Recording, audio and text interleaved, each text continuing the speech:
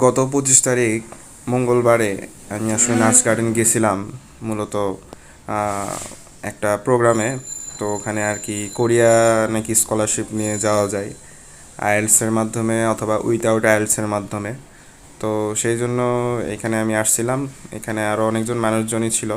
আমি মূলত ইনভাইটেশনটা পাইছিলাম হচ্ছে মসজিদ থেকে বের হয়ে দেখি এরকম একটা কার্ড যে বাইরে দেশে নিয়ে যাবে, তা দেখি আবার কোরিয়া।